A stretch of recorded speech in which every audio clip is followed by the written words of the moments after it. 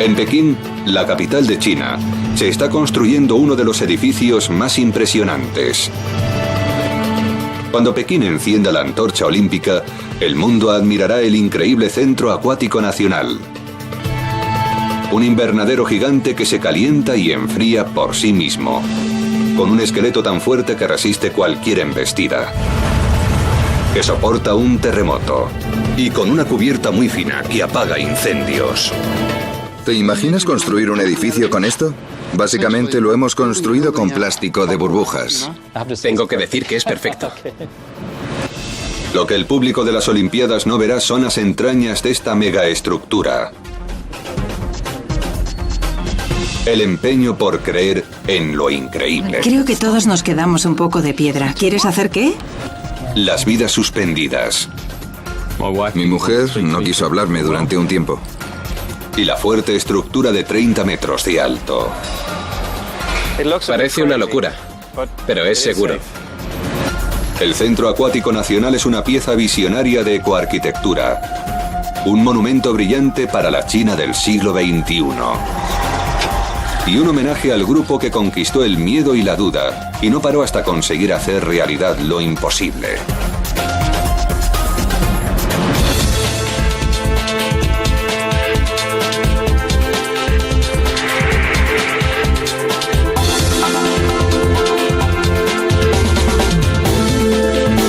Superestructuras. El cubo de agua de Pekín. Pekín. Los materiales llegan a una obra, lo que no es inusual en esta ciudad obsesionada con la construcción.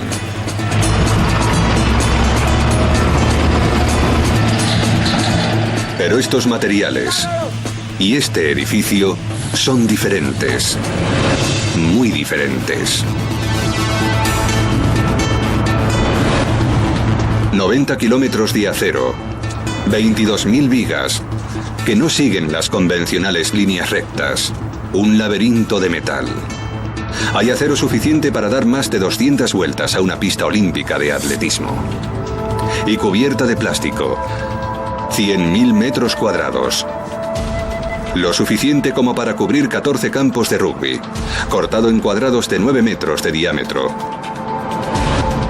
Pero solo las 0,2 partes de 1 milímetro de ancho, casi 8 veces más fino que un penique. Oficialmente se llama el Centro Acuático Nacional, pero en el mundo de la megaarquitectura se conoce como el cubo de agua. Es un panel fascinante que parece tan ligero y frágil como un juguete de latón. Pero en realidad, pesa 6.000 toneladas y media. Casi tanto como todo el metal de la Torre Eiffel. Y entre las paredes y el techo, nada más que aire. No hay nada igual. ¿A quién se le ha ocurrido este edificio tan alucinante? Al equipo del ingeniero Tristram Carfrey. Los arquitectos John Billmore, Mark Butler y Chris Bosset. La ingeniera de protección contra incendios Marianne Foley. El ingeniero de estructuras Mark Arkinstall. El diseñador Stuart Bull. El ingeniero medioambiental Heiko Scheppers. El equipo chino de diseño de Ji Hong Tao. Son parte de un equipo de élite de 100 arquitectos e ingenieros. Un equipo que imaginó una idea original, alucinante y aparentemente imposible. Y la convirtió en realidad. Sydney, Australia, 2002. El estudio de arquitectos PTW y los ingenieros en estructuras de la australiana ERUP se unieron a un consorcio chino liderado por la constructora estatal china CSCC. Y fueron por uno de los contratos más codiciados de la construcción. Hay tensión desde el primer día, porque es literalmente una carrera contrarreloj. En la plaza de Tiananmen de Pekín, un reloj gigante cuenta las horas y segundos que quedan para las Olimpiadas de verano del 2008. China ha invitado a los arquitectos más importantes del mundo a transformar Pekín en una ciudad olímpica como nunca se había visto antes. El objetivo del equipo chino-australiano: diseñar y construir un prestigioso recinto de natación para las Olimpiadas. E inmediatamente se encuentran de bruces con un proyecto descorazonador: el Estadio Olímpico Nacional, también llamado el Nido de Pájaro. Una obra maestra imponente a solo 1 kilómetro del lugar donde se erigirá el centro acuático. Cuando vi el diseño del estadio pensé, madre mía, ¿cómo vamos a competir con esto? Pensábamos crear un edificio equiparable al diseño del estadio, y entonces lo vimos y nos desmoralizamos totalmente. Pensamos, oh no.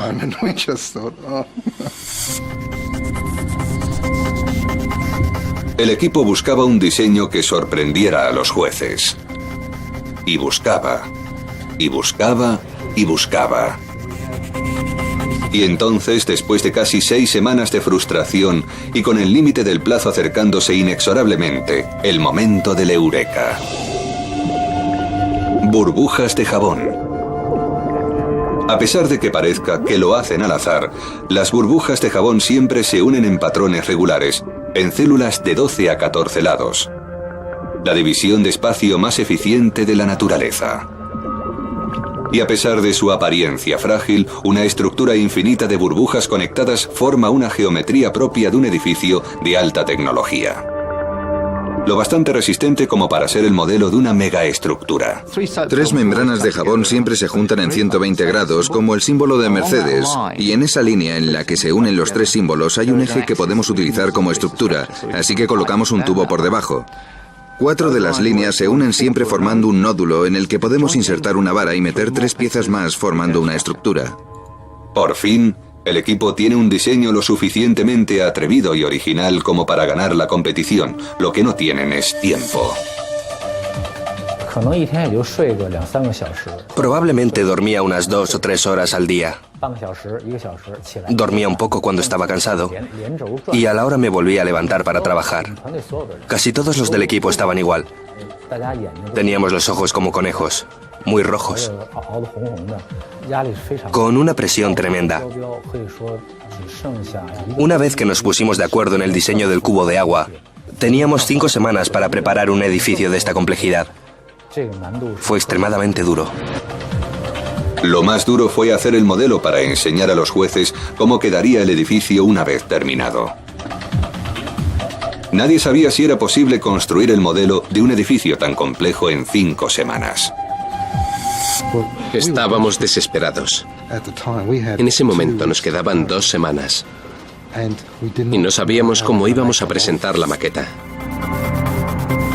En Melbourne encontraron una compañía que al menos estaba dispuesta a intentarlo. ARRK Australia está especializada en un proceso denominado prototipo rápido.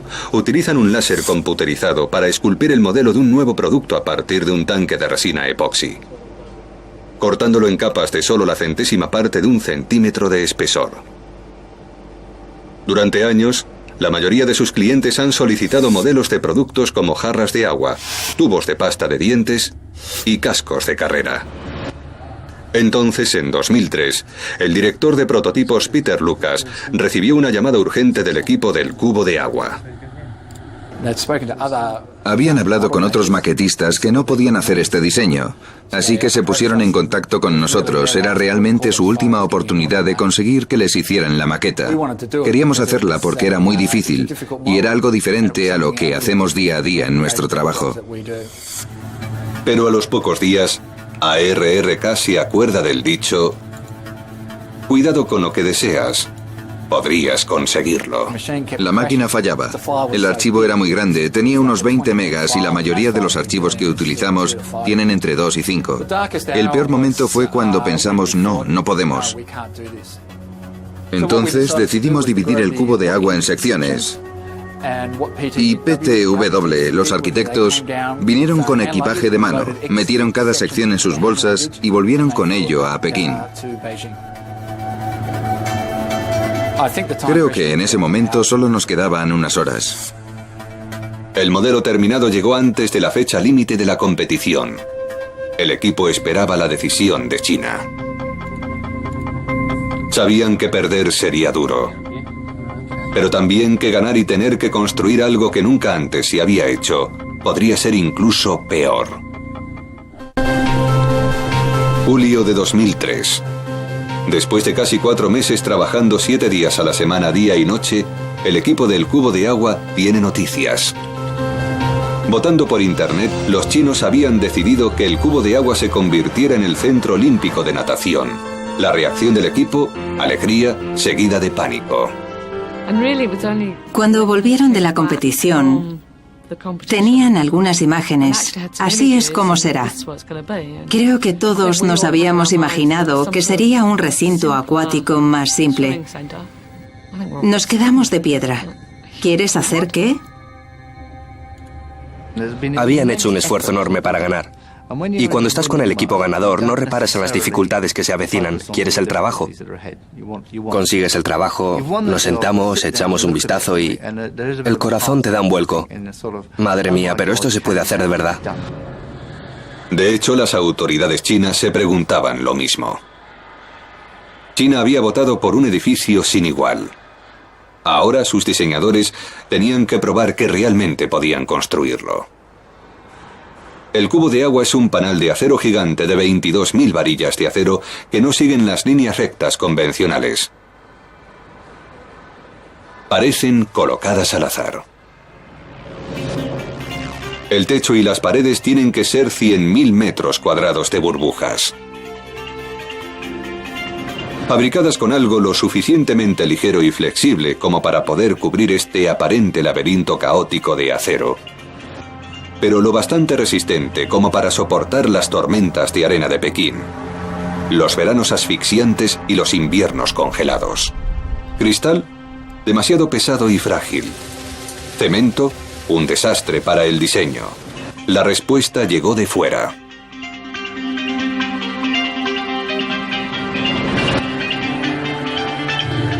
Os presento al increíble ETFE.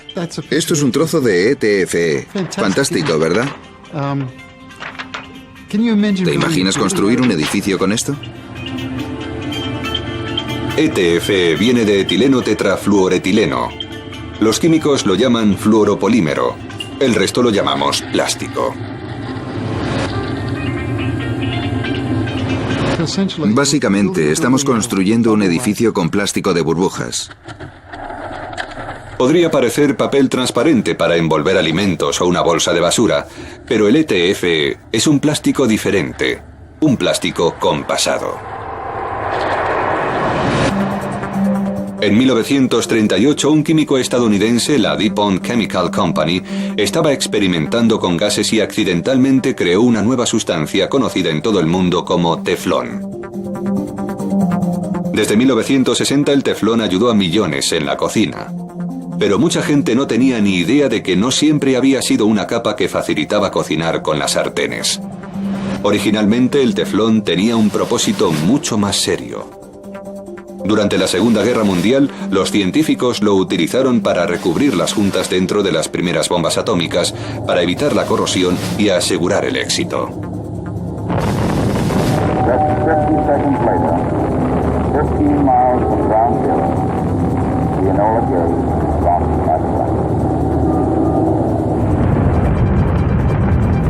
En 1970, Estados Unidos estaba enviando cohetes y astronautas más allá de la atmósfera de la Tierra, y necesitaban protegerlos de la radiación cósmica. Así que la NASA y DuPont manipularon la estructura química del teflón y crearon el ETFE. En los 60 y 70 apareció la cúpula geodésica y otras innovaciones arquitectónicas. No mucho antes de que los arquitectos e ingenieros se dieran cuenta del potencial del ETFE. El plástico milagroso que una vez contribuyó a convertir las ciudades en escombros, serviría ahora para transformarlas en ciudades futuristas. Los rayos ultravioleta del sol no afectan al ETFE. Algunas muestras fabricadas hace décadas todavía parecen nuevas. Pesa el 1% del peso del cristal y es mucho más flexible. Además, increíblemente, Es mucho más transparente y deja pasar más luz. Y gracias a su origen espacial, es un aislante espléndido. Actualmente el ETFE cubre algunas de las estructuras más impresionantes del mundo, como el proyecto Eden en Cornwall, Inglaterra, y el Allianz Arena de Múnich, que albergó la Copa del Mundo de 2006. Pero los 100.000 metros cuadrados del cubo de agua conforman la construcción con el ETFE más grande del mundo. Una estadística impresionante que preocupa a los oficiales chinos. Se preguntan qué ocurriría si 100.000 metros cuadrados de plástico se incendiaran con 20.000 espectadores olímpicos dentro. Para conseguir que se aprobara el ETFE, la ingeniera jefe de protección de incendios tuvo que convencer a algunos rápidamente. Y la primera a sí misma. Tengo que decir que la primera vez que me enfrenté a esto me dijeron, esto es lo que vamos a hacer. Y yo contesté, ¿será una broma? ¿Vamos a cubrir el edificio de plástico? Porque obviamente me imaginé las típicas llamas enormes engullendo el edificio, lo cual no sería bueno. Todos teníamos la idea de lo que le pasaría al plástico en caso de fuego e imaginábamos enormes incendios y goteando fuego al deshacerse. Hay muchos materiales, muchos plásticos que se comportan así.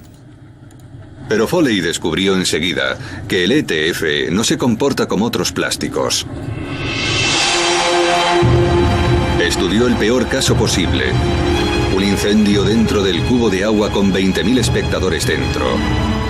Y se preguntó, ¿qué verían estas personas? No sería como en las películas, por ejemplo. Llamas inmensas lamiendo el exterior del edificio, una especie de torre del infierno. No verían eso. Lo más probable es que no vieran nada. Una respuesta terriblemente aburrida. En el cavernoso cubo de agua, las llamas tardarían en alcanzar la capa de ETFE. ¿Y si lo hicieran? En la fábrica de ETFE del cubo de agua de Pekín, nos demuestran lo que ocurriría. Si el fuego alcanzara la capa de ETFE, esta no ardería. Por el contrario, solo se derretiría. Pero únicamente mientras la llama actúe sobre ella. Si alejas la llama, deja de derretirse instantáneamente. Parece magia, pero James Murphy, experto en ETFE, sabe que se trata solo de química. El TFE tiene un componente químico, fluoruro. Es uno de los químicos que se encuentran en la pasta de dientes. Es el que apaga la llama. El fluoruro presente en el ETFE evita que haya suficiente oxígeno como para que se prenda fuego.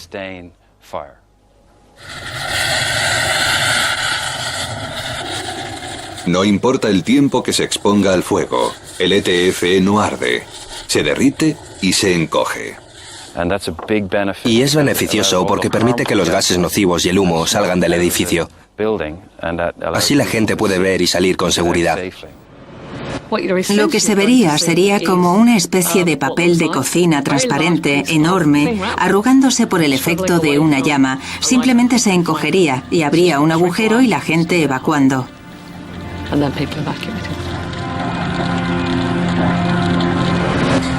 Los diseñadores demostraron que si el fuego llegaba hasta la capa del cubo de agua, simplemente se arrugaría y se fundiría.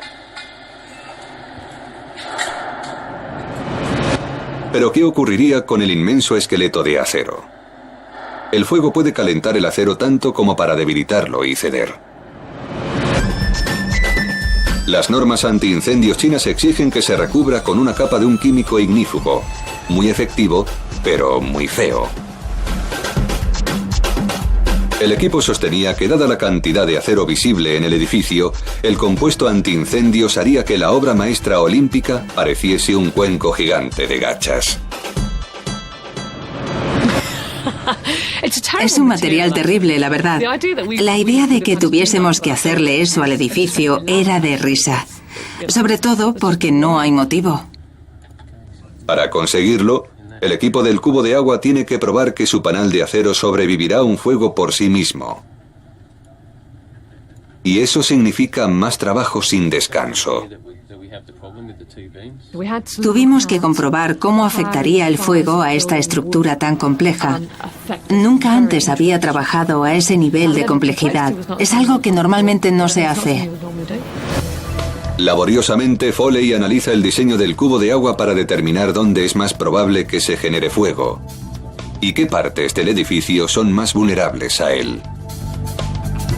Mientras tanto, su compañero, el ingeniero Mark Arkinstall, calcula lo resistente que tienen que ser las varillas de acero para soportar el fuego sin capa protectora. Mi papel como ingeniera de protección de incendios consistía en determinar qué tipo de fuegos podrían generarse, cómo de grandes serían, cuánto se acercarían al acero y luego saber cómo se distribuiría la temperatura para ver dónde afectaría al acero. Y a partir de ahí, Mark se encargaba de determinar cómo afectaría a los elementos que están expuestos a las altas temperaturas y dónde sería esta tan alta como para que el elemento no pudiera soportar la carga. Y si eso ocurre, ¿cómo se comportaría el resto de la estructura? Para su alivio, estos análisis demostraron que el panal de acero del cubo de agua sobreviviría a un fuego considerable. Si alguna varilla se derritiera por exceso de calor, las varillas de alrededor se repartirían la carga y evitarían que el edificio se desplomara. Los 20.000 espectadores olímpicos del cubo de agua parece que están ahora más seguros. Pero el edificio todavía tiene que satisfacer otra normativa de incendios, que podría potencialmente arruinar el diseño. El reglamento antiincendios chino exige que un edificio que puede albergar a 20.000 personas posea 200 metros de salidas, casi la misma longitud que dos laterales del cubo de agua. El reglamento también requiere que los edificios públicos tengan zonas protegidas contra los incendios, lugares cerrados como los huecos de la escalera que conducen a las salidas de incendios.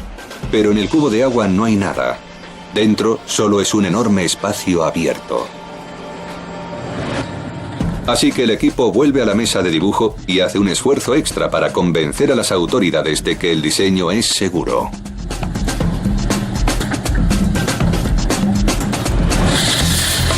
A pesar de que las pruebas muestran que el ETF se derretirá pero no se quemará y que el humo saldría de un cubo de agua ardiendo, Marianne Foley simula el camino probable que seguirían el humo y las llamas, y la posición de los aspersores y extractores de humo en esas rutas, para asegurarse de que el fuego salga y el humo evacúe el edificio.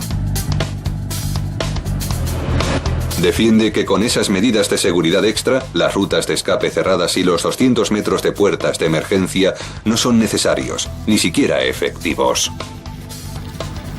En realidad la gente no las usa, no les gustan, no saben a dónde van, les tienen miedo. A todos nos gusta salir de un edificio por la puerta por la que hemos entrado, o al menos por un camino que conozcamos, para saber cómo vamos a salir, dónde vamos a salir y cómo será. Impresionados con los argumentos del equipo, los expertos en incendios chinos aprobaron el diseño del cubo de agua sin ningún cambio. Fue maravilloso, porque los expertos nos dijeron que, básicamente, habíamos hecho ingeniería punta y que les parecía fantástico y nos apoyaban completamente, lo que es muy agradable de oír. Pero el fuego no era el único asunto que preocupaba a las autoridades. ¿Podrá el panal gigante del cubo de agua sobrevivir en una de las zonas de China más castigadas por los terremotos? Aún quedan muchos días interminables y noches sin dormir. En 1976, un solo terremoto mató a 240.000 personas, a solo 180 kilómetros de Pekín, donde se levantará el Centro Acuático Nacional. Con el reloj de la cuenta atrás de las Olimpiadas avanzando, hay que ponerse las pilas para probar que el cubo de agua puede sobrevivir a un terremoto. Y el ingeniero de Arup, Mark Arkinstall, ya se las ha puesto. Desde el punto de vista de la ingeniería estructural, podemos estar seguros de que este complejo edificio sobrevivirá en Pekín a terremotos, viento, nieve, lo que quieras. No es como diseñar un almacén. El cubo de agua es mucho más que cualquier cosa que hayas visto hasta ahora. El reto, cómo hacer que el panal de acero del cubo de agua sea lo bastante resistente como para soportar fuertes vientos, tormentas de arena, nieve y terremotos. Pero lo bastante ligero como para que no se hunda con su propio peso. Después de comprobar una prueba virtual con 190 posibilidades, el equipo demuestra que a pesar de parecer el juguete más grande del mundo, el cubo de agua soportaría extremadamente bien un terremoto. Pero aún queda otro desafío. Los constructores del cubo de agua necesitan un plano informatizado tridimensional, un modelo virtual que represente el edificio entero en el ciberespacio.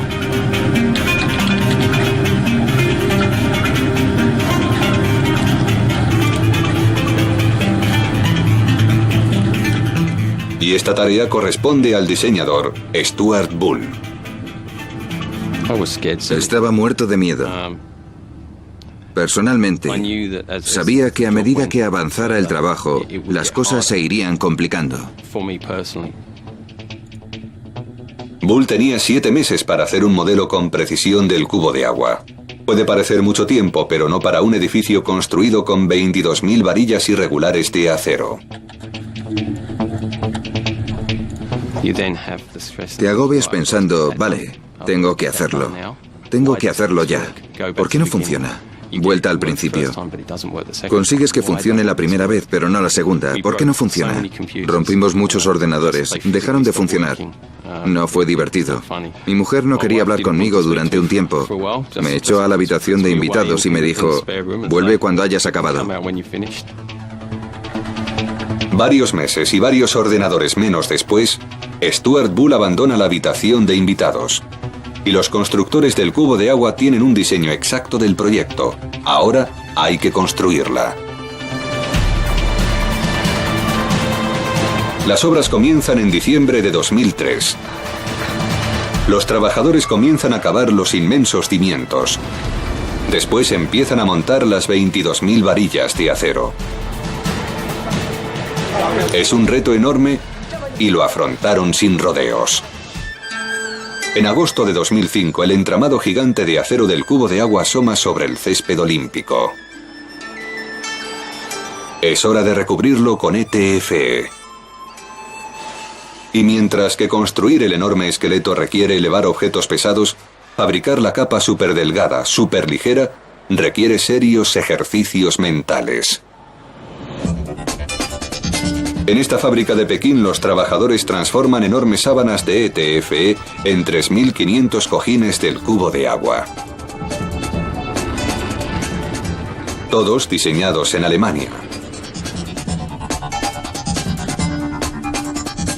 En Pekín, los especialistas traducen las dimensiones únicas de cada pieza de un programa alemán a una base de datos china.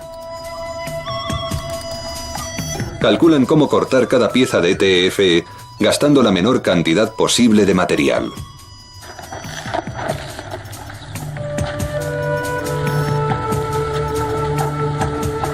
Y por otro lado, otros trabajadores extienden grandes sábanas de ETFE sobre una mesa de vacío gigante, recubriendo la superficie al vacío. Entonces el programa informático dirige una cuchilla y corta cada trozo con sus dimensiones exactas. Cada uno debe ser exactamente como fue diseñado. Para el dueño de la fábrica, Stefan Lehnert, eso significa algunas noches sin dormir cuando comienza la fabricación. Se trata de fabricar estas piezas, cada una de ellas, con sus dimensiones precisas y hacerlo el día exacto, en la posición exacta, para que el equipo pueda instalarlas a tiempo. Si algo hubiese salido mal, habría habido errores en todas y cada una de las piezas, lo que habría sido un desastre técnico, pero también un desastre financiero. Por suerte, nuestro programa parece haber funcionado y todo ha encajado. De hecho, de los 3.500 trozos, Tuvimos que hacer uno nuevo porque tuvimos un error de producción. Desde el momento en que se cortan, seguir la pista de las piezas se convierte en una obsesión. Las numeran según el diseño del cubo de agua y las colocan en recipientes con idéntico número.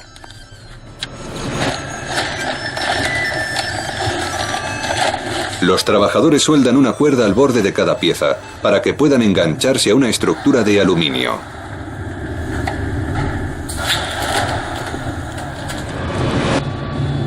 Último paso: control de calidad. La fábrica hace pruebas, instala e infla cada cojín.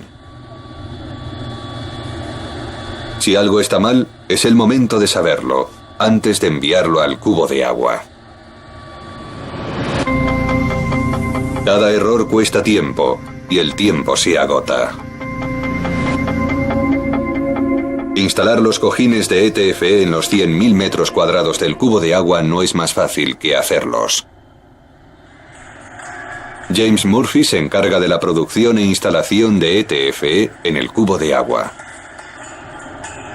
Para colocar los cojines de ETFE en su posición, los trabajadores tienen que erigir enormes andamios de cientos de miles de tubos. Hemos construido un andamio rodante y ocupamos literalmente una tercera parte del edificio. Ponemos los raíles en su sitio. Terminamos de trabajar en esta zona. Empujamos los andamios por el raíl y nos movilizamos en ese área. Terminamos el trabajo y volvemos a repetir el proceso. El andamio es seguro. Parece un poco destartalado, pero llevamos en él ya 2 años, así que es seguro. Una vez que los andamios están en su sitio, comienza la instalación con la tecnología menos avanzada: sudor y músculos. Los trabajadores suben a mano las piezas de ETFE a 30 metros de altura. Y sudan. En lo alto del andamio la temperatura es al menos 10 grados más alta que abajo. En verano puede llegar a alcanzar los 50 grados. En este calor a menudo abrasador, los trabajadores tienen que completar con cuidado el complejo proceso de inflar una de las burbujas más grandes del mundo.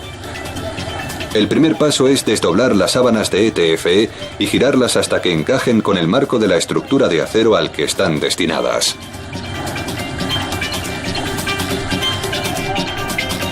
El siguiente paso: enganchar el cojín en el armazón, un momento crítico que se tiene que hacer bien. Porque el marco de acero estira la pieza recién instalada. Es una tela gigante balanceándose con fuerzas encontradas. Cada metro puede alcanzar el equivalente al peso de un Volkswagen Escarabajo empujando horizontalmente. Esa fuerza está equilibrada, contrarrestada por este otro cojín de aquí, que viene por ese soporte. Todo está en equilibrio. Es un sistema muy eficiente. Construir el cubo de agua significa hacer esto 3.500 veces. Una enorme cantidad de trabajo. Pero es el sistema de inflado del cojín el que supone una de las más ingeniosas ideas de ecoingeniería del cubo de agua. El aire es parte de la estructura. Sin aire el cojín no es un cojín estructural. Así que nuestro edificio depende del aire, lo que es una diferencia fundamental de otros sistemas de construcción actuales. Y lo creas o no, es una cantidad muy pequeña de aire. Así el consumo de energía es muy bajo, el equivalente a una nevera normal. Por tanto, es un área enorme de cojines rellenos con aire muy barato. En la base puedes ver que hay una tubería grande que deriva en otra más pequeña. Y cuanto más sube, más pequeña es. Es principalmente para ahorrar en materiales y hacer el edificio más respetuoso con el medio ambiente. No malgastar energía en los materiales cuando no es necesario. Pero un edificio de 30 metros de altura y 70.000 metros cuadrados seguramente necesitará una enorme bomba que gaste mucha energía para mantener los 3.500 cojines inflados. Incorrecto. El cubo de agua está dividido en 18 zonas de inflado. Cada zona tiene sus propios ventiladores que envían el aire a los cojines. Un sensor en cada zona indica a los ventiladores qué cojines necesitan más aire o si ya están inflados. Los ventiladores se encienden o se apagan según sea necesario, utilizando la mínima energía requerida. Un sistema que pueda mantener 100.000 metros cuadrados de ETFE inflados a su justa presión, sin gastar energía, es un buen sistema, la verdad. Pero la característica más respetuosa con el medio ambiente del edificio no requiere de ningún mecanismo para funcionar. Una de las cosas que se tienen en cuenta cuando se diseña un edificio es el clima, y en Pekín se alcanzan hasta menos 13 grados. Y eso es un problema porque después de las Olimpiadas el cubo de agua será una piscina deportiva abierta todo el año.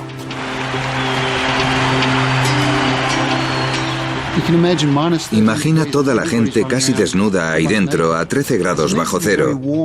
Tiene que hacer calor. Lo lógico es diseñar un invernadero que caliente en tales condiciones.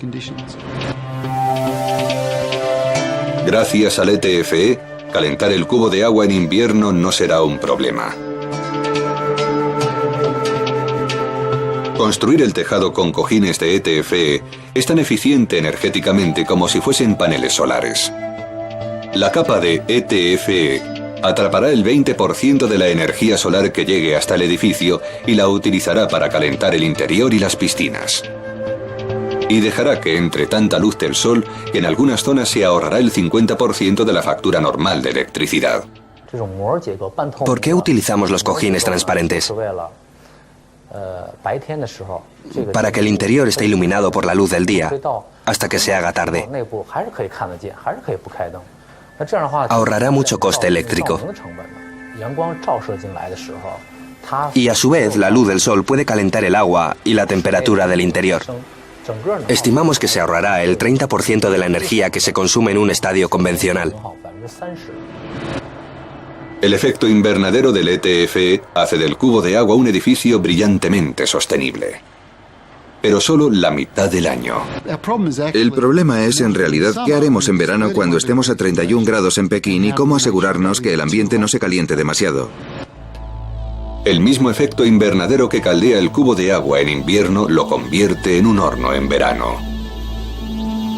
De alguna manera, tiene que refrigerarse a sí mismo igual que se calienta, sin usar demasiada energía, y aquí entran en juego estos puntos. Parecen insignificantes, pero no hay que fiarse por las apariencias. Gracias a estos puntos en la capa, el cubo de agua puede regular eficientemente su temperatura, manteniendo el ambiente refrigerado en veranos calurosos con una mínima ayuda del aire acondicionado. Los puntos repelen hacia afuera la energía solar a la vez que permiten entrar la luz del sol. Cuanto más grueso es el punto, menos calor entra. Cuanto más fino, más calor entra. Y su grosor, más fino o más grueso, depende de dónde esté colocado. Cambiamos la cantidad de impresiones en cada cojín, dependiendo de la actividad que se esté desarrollando en la sala. Estamos en una parte que será finalmente un bar. Así que durante el día la gente estará sentada relajándose. No quieren recalentarse con la energía solar que entre, lo que haría el sitio incómodo. Por eso colocamos una alta densidad, muchos puntos juntos, hasta el 55 o 60% de la superficie, lo que nos permite reducir el frío hasta un 40%. De forma extremadamente eficiente. Por tanto, si miras alrededor del edificio, este cojín de aquí tiene menos del 20%, por fuera el 50%, y por toda la estructura un 10%, que optimiza las partes del edificio repeliendo la energía del sol,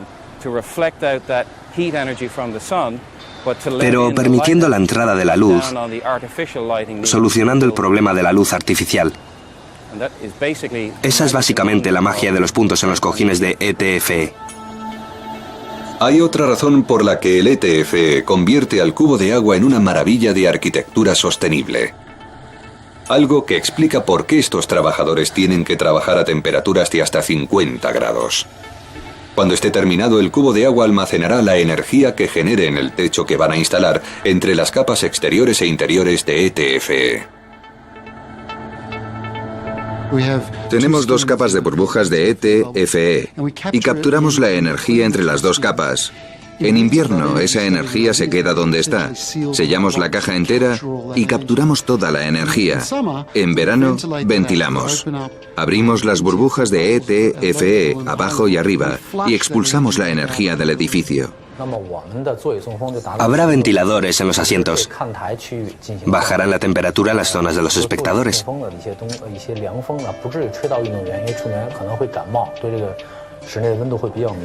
Los atletas no se verán afectados. Son muy sensibles a los cambios de temperatura.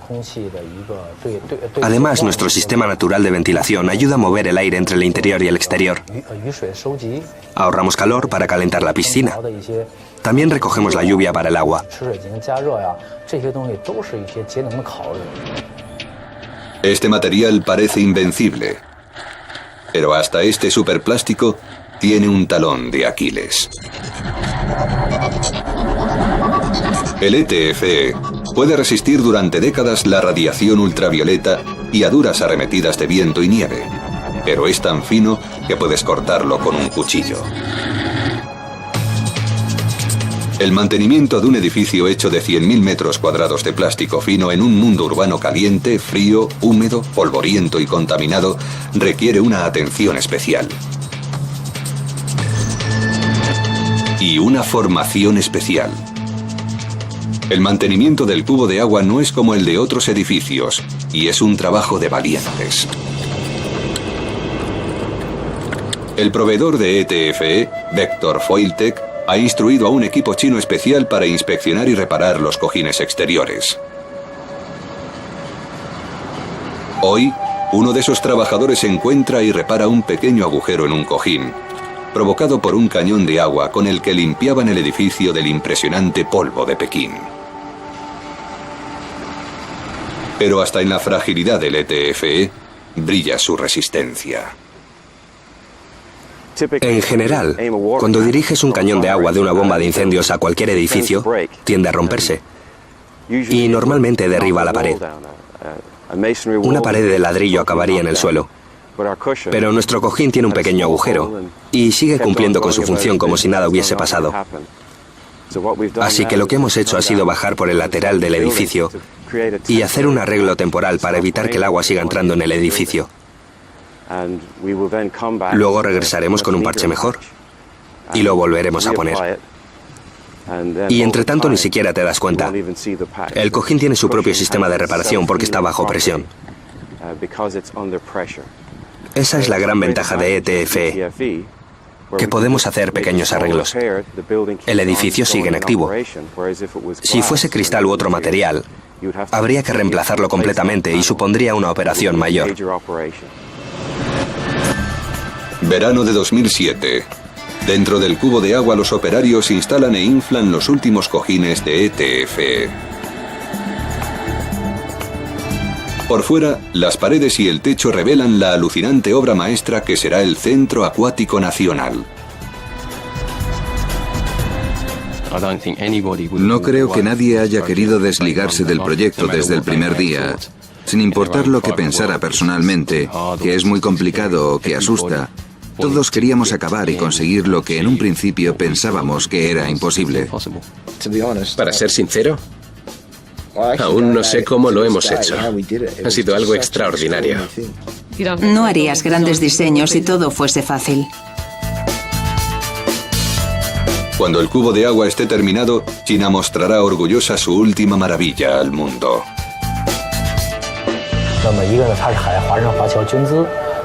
Lo han financiado chinos de todo el mundo. Representa sus esperanzas y sueños por las Olimpiadas chinas. El diseño lo ha dirigido un equipo chino, lo que no es común en edificios icónicos.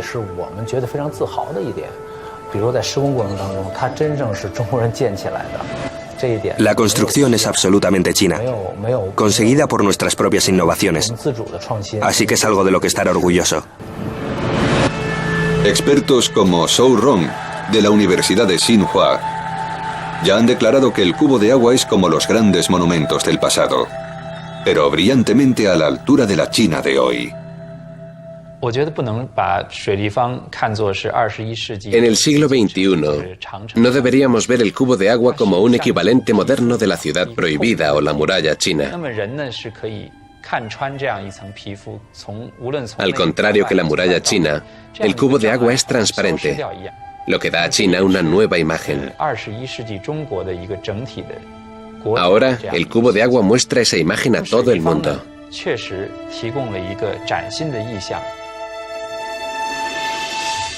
Tengo que decir que es perfecto.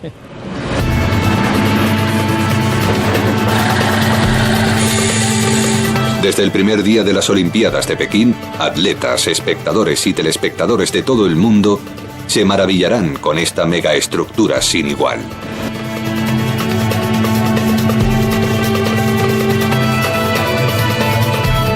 Y todos aquellos que han trabajado tanto y tan duro, que han soñado y lo han construido, podrán finalmente relajarse.